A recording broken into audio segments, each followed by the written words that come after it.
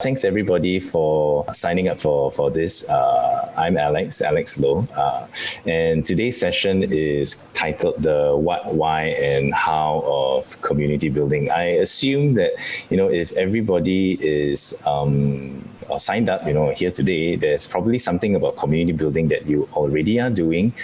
There's something about community building that you are thinking of doing, and you are wondering how this might be adding value to the business that you run, right? And specifically, I think with Core Collective being involved in this sharing, it's very much into the health, fitness, and wellness space, right? So this entire workshop actually or webinar was inspired by an article that I wrote, the what, why, and how of community building. And Joe, saw it and said, hey, Alex, you're getting a lot of traction with this, and would you like to be sharing this with the Core Collective community?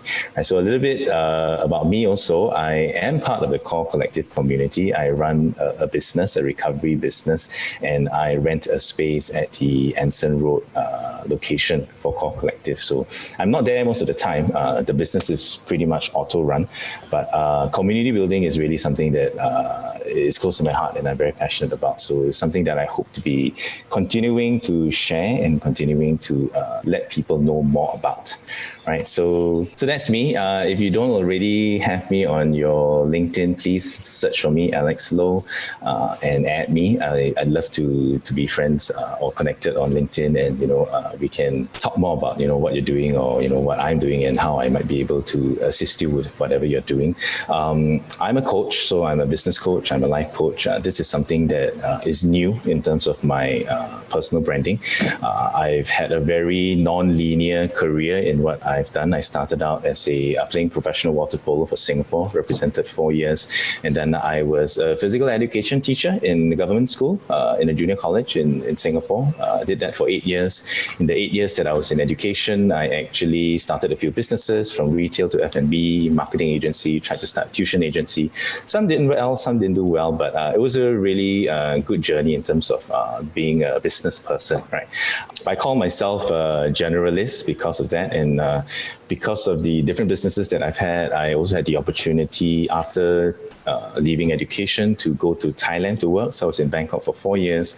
I launched a service apartment, a 100-room service apartment. We won Best Service Apartment in the year 2017. I was general manager, so I was in hospitality suddenly, from being a project manager to being in hospitality. And then after that, when I was done with that stint, I came back to Singapore, was still in hotel management, and then I left to work with an events company, which was something that I had invested in. And this role required me to bring the brand that we had created from Singapore to Malaysia, Hong Kong, and Thailand. So the year 2017 was a lot of traveling in these different cities. And then after all of that, I started my role at Core Collective. So I was the first general manager at Core Collective. So pre-opening all the way till 1.5 years. That's when I found my current business partner, Dr. Yu, with the recovery light pod that we do. And yeah, that's what I do.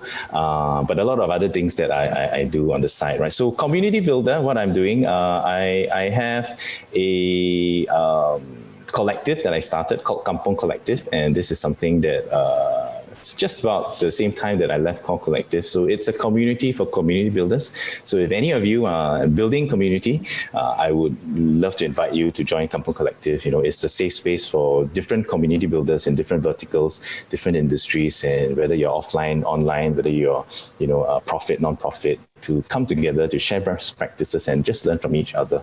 So that's what we have. I'll send the link in the chat box later. Fitness enthusiast, that's something I've been involved in all my life, and recovery advocate is really about what I do, right? It's the business that I run in red light therapy.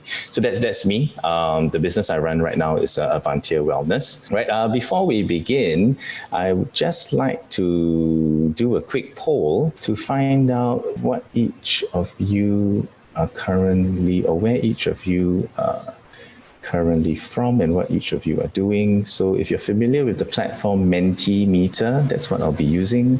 I'm going to be typing the link or pasting the link in the chat window. So just click on the link, and if you can help me with the poll. So if you could just click on the link. It's just two simple questions, and then I will share real time. Brother, hey brother, long time no see, brother. Hi, brother. You look handsome. Nice, good.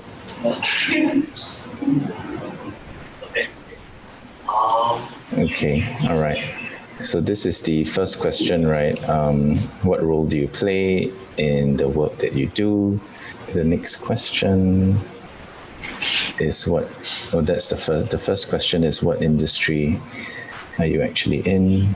Can you see what is the field industry of your business? Can you see that screen? Alex, I don't think anybody got the first question, or this question in particular. Yeah, I'm not sure why. Let me see. Yeah, okay. So fitness, others, well-being. Okay, we've got a good mix of people. More in fitness, for sure. Okay. Good for me to know that, right? Please excuse the aeroplanes that will be flying by from time to time. So I live fairly near the Seletar airport. So that's the military airport. Yeah, okay, so that's good. Can you see my presentation? Yes, right? Right, okay, so I'll begin the presentation proper, right? A couple of things we will cover today. What is a community? I think different people have different definitions, different people have different understanding, right? And the next is what is community building, right? With having a community, what exactly does the role of a community builder play? And, what does it mean to actually be building community? And next question is, why are we building community? Right? There are many reasons why people do it. Some people do it for commercial gain. Some people do it for, just because it's part of the nature of the work that they do. Sometimes it's just very organic in nature, but we need to understand why it is actually important to do. And next, we will cover how to build community. So certain slightly more actionable steps, and giving some examples that I've had speaking to people already. Some of you might be familiar that I am running a video podcast called the Community Builders Speak series. I've spoken to almost 20 people already in the fitness, health and wellness industry, and these people are entrepreneurs, solopreneurs, self-starters, and the purpose of me speaking to them is to understand why they're doing what they're doing and how they've actually incorporated building community or community building into the work that they do. And some of them actually, I would say 50% of them actually didn't realize that they were actually building community. This is what I do anyway, right? But I think by understanding what it is we're doing and putting a name or a term to what we're doing, I think gives us a better idea on how we can actually be doing it better and how we can actually be learning from other people that are doing it. So the idea of this series is to help people understand what everybody else in the industry is doing and to learn from each other. So everyone that comes on, of course, essentially you're sharing your secret formulas, right? But there is no secret formula, right? Everything is an open book. Everybody knows what everybody else is doing, but it's a matter of how willing you are to share what you know or what has worked for you, so that different people starting businesses from the beginning can actually avoid these blind steps, right? So learning from success and learning from failure. So that's what we have. And a little bit of strategy tips, right? To see where you are in your community building journey and how you can actually be doing better with that. And Q&A, like I mentioned, Q&A could be anytime. If you feel that there's something that is really bothering you, you don't have to take a mental note. Just type it in the box, and when I see it, I'll attend to it immediately. Yeah. So what is a community? Essentially, which is something that I think most people understand, is a group of people, a group of individuals who share the same vision and who are aligned with the values, right? So when I talk about the values, it means that, for example, if your community is one to focus on personal training, right? What is the vision? Is it transformation? Is it weight loss? What are the values? Is it eating right? Is it sleeping right? What are all the things within what you believe in that can actually be shared with the entire community? So that's something that I would define as a community. And some people ask, so who defines the community, right? You define the community. You define who you want to be in your community, and you define whether the community will be your clients, your potential clients, your clients' first-degree friends, or maybe it's not clients. Maybe it's the professional network that you have, and that is your community. So you define your community, and you don't need people to tell you who should your community be. And you would know better who your community actually should be and must be, right? And doesn't matter whether your community is online, doesn't matter whether it's offline. Sometimes it's a hybrid, right? With COVID, everything has gone offline. There are many boutique studios that, have gone online, offering online training programs as well. So communities, the beauty of communities is that it's not confined to physical or geographical boundaries. So that's something that we need to be cognizant of, right? We cannot think that, just because I am within the central business district and that's my community, right? Now with online platforms, with social media, your community could be a global network. It doesn't necessarily mean confined to the geographical position of the locale.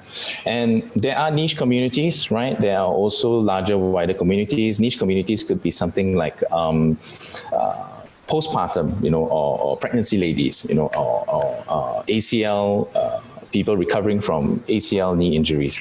This would be a very niche sort of community. Larger, wider communities would be fitness community. All of us are within or part of the fitness community. And if you want to look at it even bigger, this fitness community could be the health, wellness, fitness community. So that's an even larger ecosystem that we are all a part of. But which one do you think that you need to be a part of? That's the important question you need to ask yourself. And in our lifetime, maybe not in our lifetime, but at this current point in time, you could be in anything from 1 to 10 different communities, right? And it's not a matter of what is right or what is wrong. It's a matter of which do you choose to be actively involved in and which do you choose to be taking a passive role. So there might be some communities which you lead and you start and you facilitate. So of course you need to lead in all of those.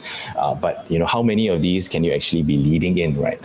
You can't possibly be leading 10 communities. You would not have the time to do that. So maybe just 1 or 2, choosing the communities that you facilitate and lead, and still being involved in a lot of these other larger ecosystem communities, or maybe slightly more niche communities because you want to learn from them. You've got a similar network or whatever, and you feel that there is some value for you to be within these communities, whether it's learning and gaining from them or whether it is contributing back to these communities. And what is community building, right? So being part of a community need not necessarily mean that you are building the community. You can be just a passive person. Let's say you're involved in a Facebook close group, right? You're just reading content, you are seeing what people are talking about, and you don't even engage. So you don't like, you don't share, you don't comment.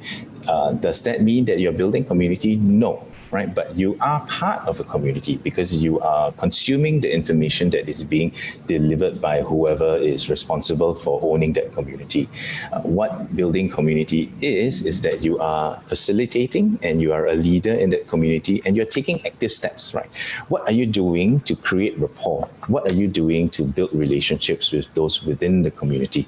And of course, the only way you can do that is to know what your community needs and to understand what your community wants, right? This is something that we will talk a little bit about later.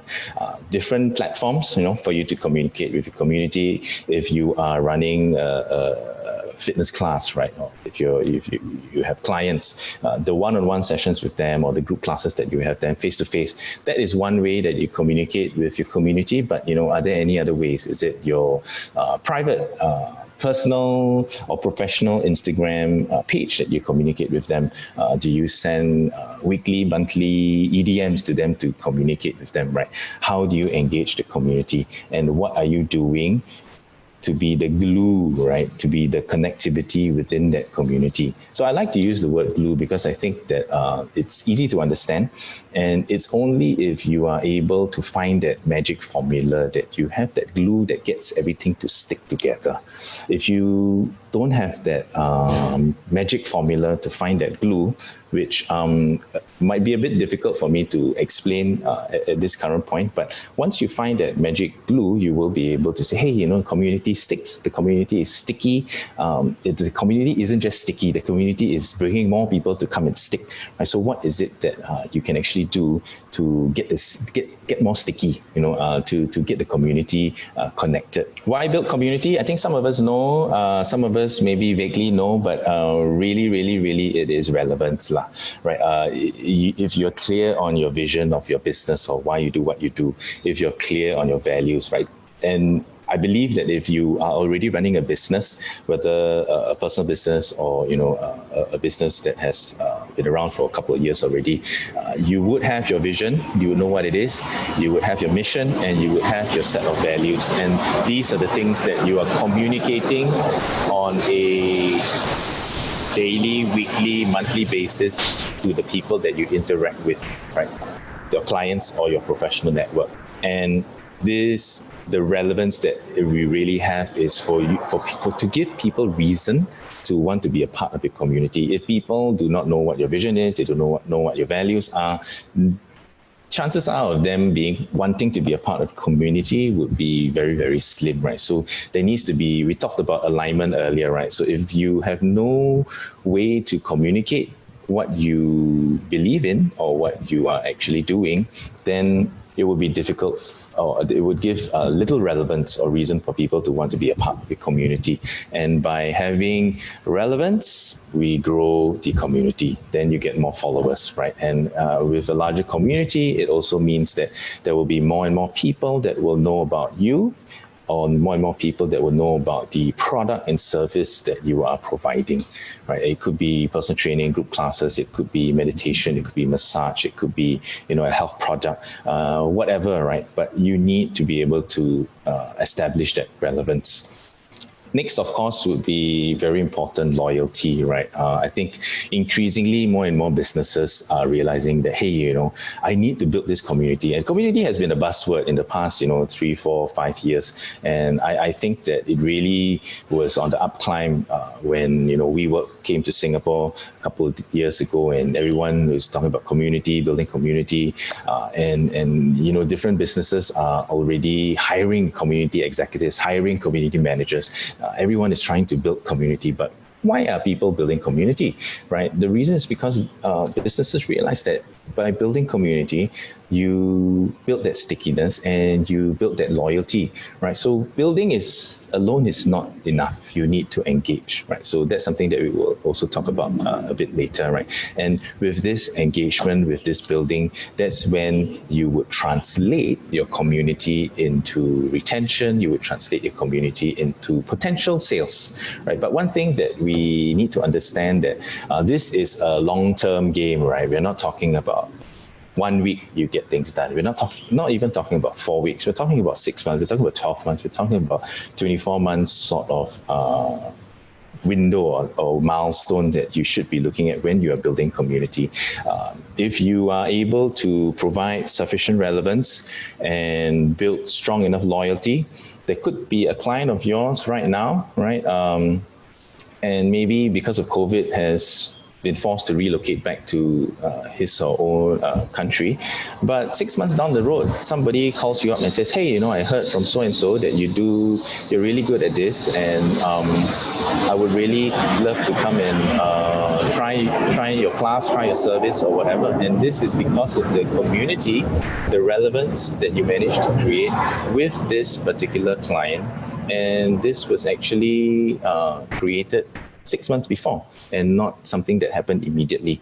So these are things, or just small, simple examples of where I would say community is not an immediate sort of gain that you will need to be looking at, right? So longevity and sustainability, definitely. So we are all in here as business for the long term, right? We're not here because, we're just here to make a quick buck and that's it, make a quick buck, sell the business and then, make a profit and then start something else. I don't think that is that simple being in the health, fitness and wellness industry, right? So longevity, sustainability is something, and it is something that is for sure priceless right now. Money, you can't really put a money tag or dollar tag to sustainability and longevity, but that this is something that will be able to take you in the long run, and you will want to grow it for sure, right? And so certain things on how you can build your community. Identify your USP, your unique selling point. First question you need to ask yourself is, how are you going to be different from all the other hundreds of thousands or hundreds of thousands of people who are also performing that same service? And I don't think that this is a question that maybe it's a question you will be able to answer immediately, but I'm sure it's a question that you should have thought about before you came up to start the business that you have started, right? But how unique are you in the service that you offer? And this should be personal to you. This should also be personal to the business that or the service or product that you're providing. And you need to understand also, is it going to be in the B2B space? Is it going to be in the B2C space? Is it going to be in the B2B to C space, which is what Core Collective is doing? Or is it going to be catering to both types of markets, right? What's the demographic, the psychographics, geographical locale, all of these things you will need to know and you will need to have thought about. And by identifying your unique selling point, it's then going to help you formulate your vision and to also formulate your values such that you will want people to align with these values that you have. Defining your community comes after you've figured out what's your USP, what's your vision, what's your values. So this is a little bit of a step-by-step process, right? So you find your USP, you define your vision, define your values, and then you define your community. We talked a little bit about that in the introduction slide. So be clear on who you see as your community, right? I talked about clientele, professionals, or maybe it's everybody, it's a greater community. But what exactly is it that you want to be your community? And could it be existing clients, previous clients, or could it be clients that you've never met before? So your potential clients, that's something that you will need to know and identify. Or it could something be where you identify it in different stages, right? So stage 1, okay, this is my community. Stage 2, stage 3, stage 4. So there could be a community growth as well in terms of how you strategize, specific and relevant to your business. Different communities, right? There are. Let's talk about different communities, right? We have the healthy eating food community, right? Or we might have a vegan community, right? And we might have a fitness, rhythmic cycling community. And then we might also have a community that is very specifically, let's say, naturopath community. How do each of these communities align? Do you share the same information in each different community? And where's the alignment you see based on the business that you run and the values that you have? So this is something that you will need to define on your own, and identifying what are the common threads such that you will be able to establish collaboration, you'll be able to establish partnerships. Getting to know your community, I think this is something that most people forget to do, right? We take for granted that, the community is there, it's organically growing, there's nothing that I need to do about it, right?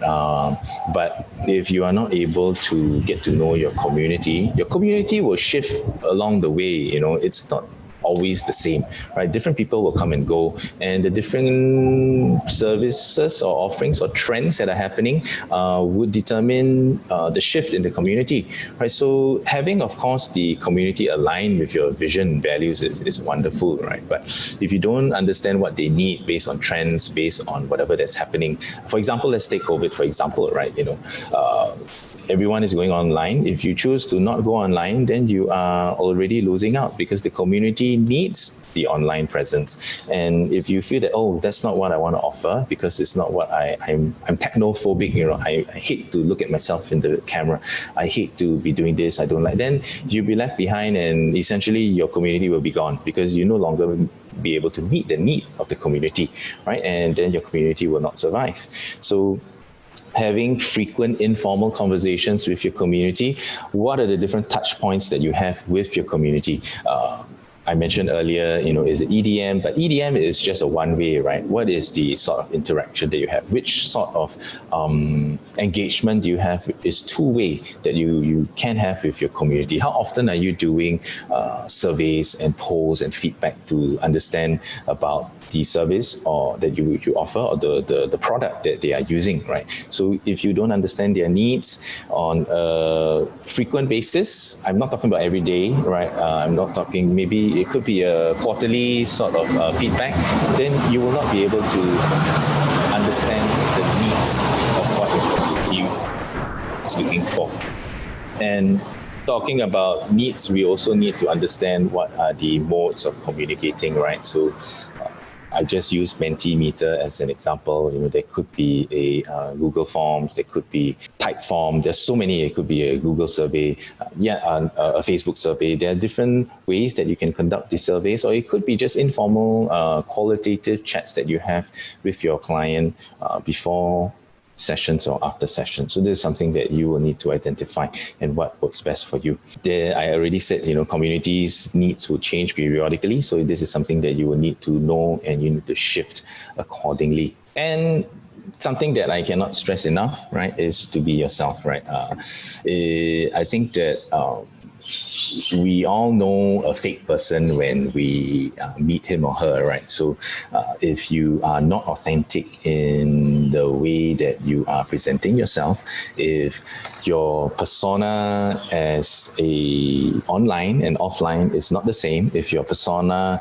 during the session with the client is not the same as your persona when you're with your friends, then there is a certain disconnect there, right? So there is this is something that you will need to ask yourself, and how authentic are you in the business that you run? So if, let's say, you're talking about healthy lifestyle, right, fitness, you are looking at preventive healthcare, but you are actually binge drinking every weekend, right, and sleeping in the weekend because you are hungover, on a Friday night party, and you are engaged in let's take smoking, right, as an example. We all know that smoking is not good for the health, right? It's bad for your lungs. There are it increases your risk of so many other diseases. But if you are preaching healthy lifestyle, healthy eating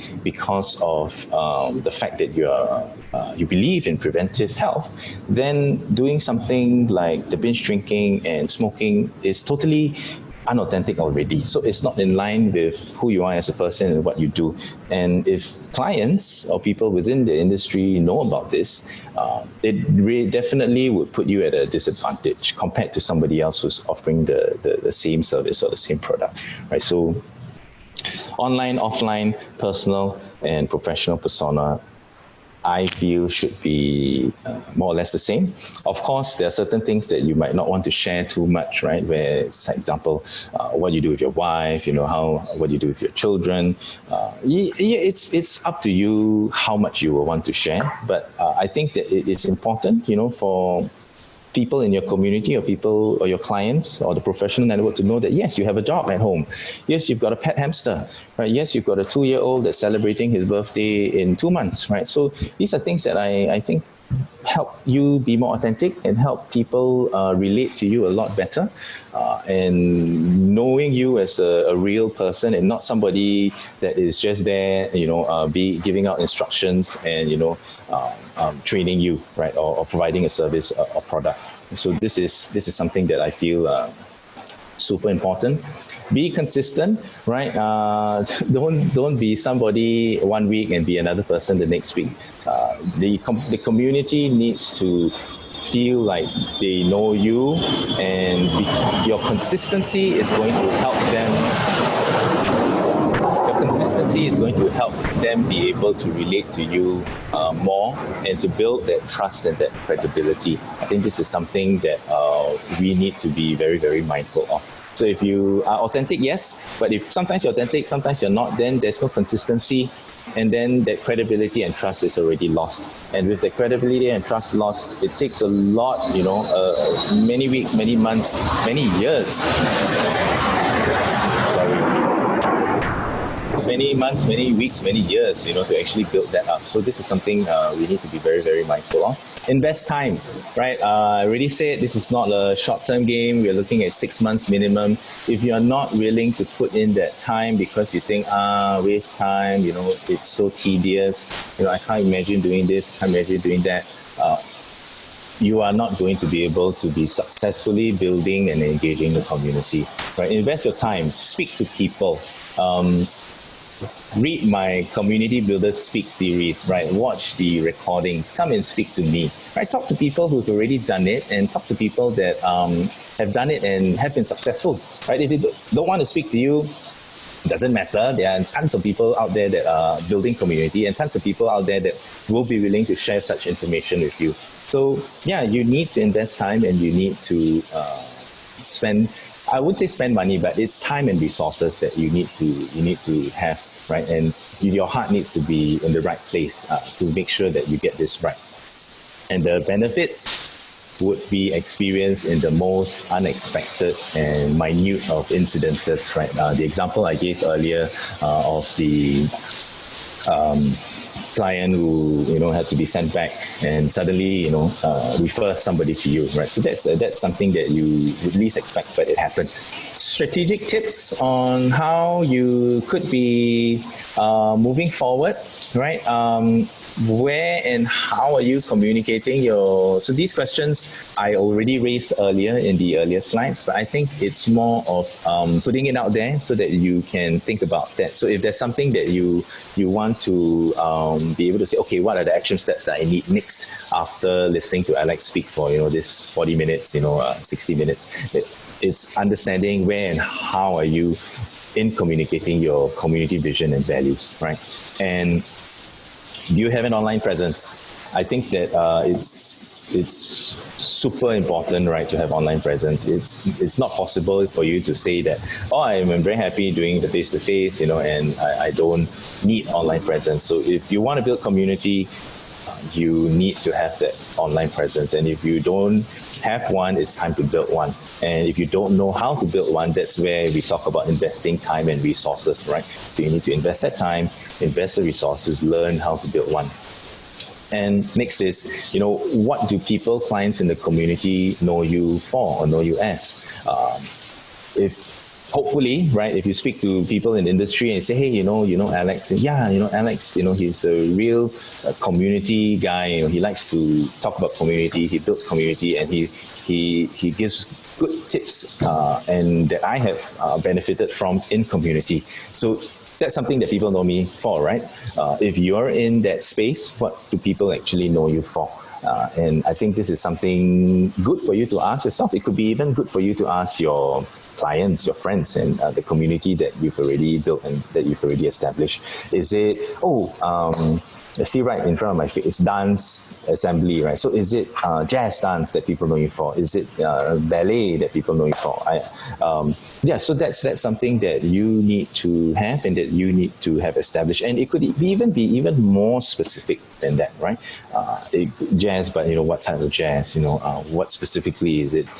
I'm not familiar, but what specific is it? The choreography? Is it the choice of music?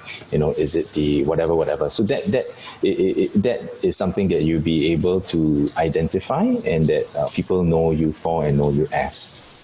Next is, do you work in silo? Are you working, and are you always sticking to the same people and brands and businesses always, right? I think with this session already, there are different people from different businesses, but everyone is still within the fitness, health, wellness industry. Why not you get to know each other, right? Exchange numbers, exchange contacts, and see if there's any way that you might be able to work together, and find out, what's your vision, what are your values. If they are aligned, hey, I like what you're doing. Hey, I'm doing something similar. Let's do something together, right? It could be an event. It could be a webinar. It could be, just not asking you to, hey, this is my database, of 10,000 people. It's yours for free. No, that's not what we're talking about. We're talking about having a collaborative partnership event. We're not talking about just outrightly giving out your database that you feel that you've built for the past 5 years and is super valuable to you because you put heart, sweat, and tears, blood into all of that, right? So we need to be having that abundance mindset, which is something that I talked about a couple of days ago. So where you must be willing to give to be able to expect to receive, right? So that's something that if you're not already doing, to think about doing. And the engagement strategy, right? So also mentioned a little bit earlier, what are the platforms you use and how frequent is it, right? Is it once a week, once a month, once a quarter, and how are you doing that? If you are already doing it and you're getting the results that you need, then yeah, it's very good. It means you're on the right track, right? But if you are not doing it, then you need to ask yourself, how can you be actually doing it better, right? And what are the ways that you can be doing it better? And look at what other people are doing, right? It need not necessarily even be the same industry. It could be fashion industry, or it could be in the tech industry. What are these people doing to engage the community, and what is it that you could possibly be learning from these people? And lastly, do you know what the community needs, right? And do you know why they are in the community in the first place? Are they there because somebody added them in, and let's say it's a Facebook group, right? Somebody added them in and they don't even know why they're there. And what is it specifically that they need? And with that question also, there are trends, there are different periods that they would need. Let's talk about parents, right? What are the sort of needs that they will, what will they need, to help them decide to provide for their children, right? And with children, there are also different age groups and different needs, right? So some children are special needs, some children are non-special needs, some children are a little bit more active than others. So that is something that you will need to know. And also, why are these people in your community in the first place? Once you have all of these strategic tips written down, you will be able to have a much clearer picture of where everything is and help you plan, right? And if any of you would like to have a chat, that's something that I would love to do with you, right? So any questions with everything that I've shared? Happy to take them. I see in my chat box. Oh, Jaden said good points. Thank you, Jaden. Jaden is always a very supportive resident and friend at All Collective. Alex, may I ask a question? Sure, Joe. You mentioned about the aspect about glue being sticky. Do you mind just sharing a few examples or steps that you take to engage with people? Do you generally connect with them on LinkedIn? Are you quite resourceful in the way that you approach people? That's the impression I get from you. So if you could share, that would be valuable. Sure, no problem. It really depends on who is the end user, right? So LinkedIn is a good professional platform, but it might not be the best platform for a client sort of network. I will use, sorry, I wait for the aeroplane. I will use Kampong Collective, right, as an example of how we connect. It's on Facebook and it's also on LinkedIn because it is the people that are community builders in nature, and they're all professionals, right? So this is a good platform where we connect. We have not had a Telegram group or a Slack group, and we don't even have a WhatsApp chat group. So it's really about these two platforms that we engage the community, and we know what they want, we know what they need. They are looking for anything that can help them build and engage their community better. And they also know that this is a platform where anytime they have a problem, they can just ask and they will get an answer, or they will get the response. So we know what the need is, and we don't want to give them too much information, to have too many activities, to get them to be like, I can't stand all the noise, I'm going to leave the group or whatever. So that is with the Kampong Collective example. The way that so it's exactly the same as what I talked about with the strategy and the tips, right? It's the different platforms. So there cannot be just one platform that you interact with the community. That you need to identify which platform is the platform that the community wants to interact with you on, and which is the platform that your community is most comfortable with connecting with you on. So that is something that at the end of the day, it is what the community wants and needs. If you are not able to know that, then you are not able to get it. And further answer to that question would be, then you need to find out, right? So how do you find out? You find out through surveys, through feedback, and I like the face-to-face interactions, right? And even if it could be a personal message on WhatsApp, or email would be a little bit more informal, but WhatsApp works very well for everything that I do. Hey, how's it going? I seen this about you, I heard that about you, and the check-ins, right? I think that's important, and knowing where this person is in his recovery journey, in his pain management journey, in his fitness journey, or whatever, right? Or even with his career search, or any personal issues that he also shared with you. So being able to do that is one. So you understand what your community needs and wants, but at the same time, you also understand that individual member. Mm-hmm. And by understanding the individual member, you are then able to be that glue, because you understand, let's say there are 100 people in your community, right? So you understand all 100 of them. How are you then going to be able to connect all of them? Because you already know all 100 of them, it's going to be so much easier for you to be that glue. You know that somebody is experiencing the same pain every time he does a deadlift, right?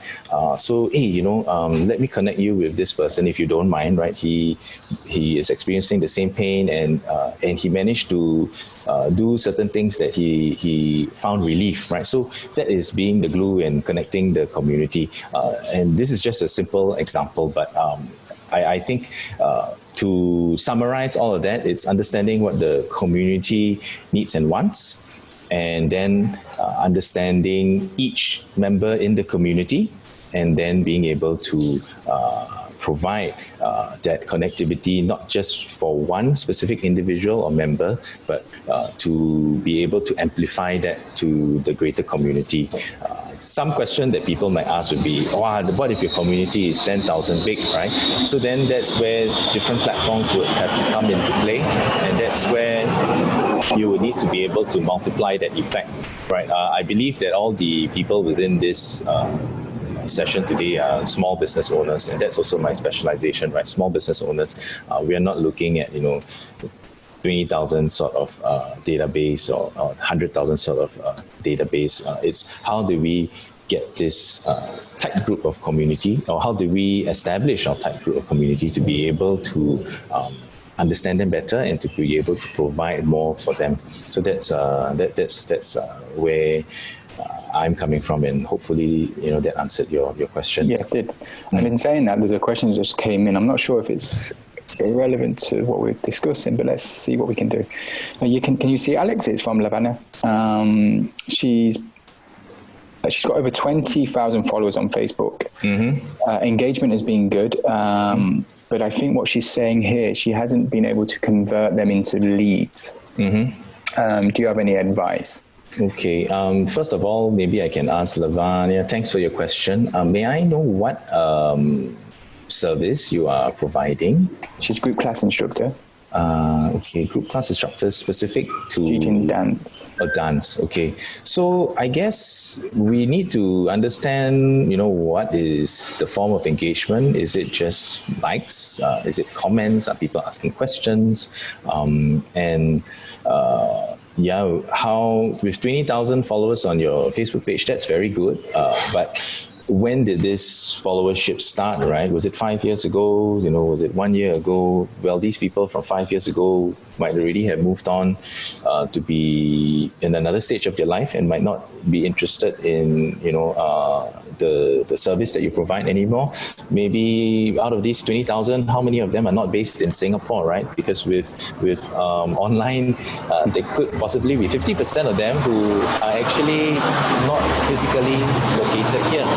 And of course, if you are also providing online services, then it's very good. Then you still can tap on this 20,000 who are not located in Singapore. But perhaps the solution to this question would be to ask your community, hey, I noticed that some of you have not been very active, or what is it that you guys want, right? So if you can ask them point blank, what do you want, what do you need? And if it's something that you are able to provide, then I think it would be quite a win-win situation, right? But if you don't exactly know, then it's something that we need to look into it again, right? Mm-hmm. Yeah. So thanks for the question. I think to add, also, you could look at the most popular posts now. Like this, I approached you to do this presentation based on the traction that your blog got, right? So there's a clue there in terms of what posts are actually popular, and then post more of that, or engage with those in particular. I think the conversion part, Lavinia, it's also not so much about real time. So we established that, with the community that you build, once you engage them, you know what they want. It could be, 3 months, 6 months, 12 months down the road that you're looking to reap the fruits of your labor, right?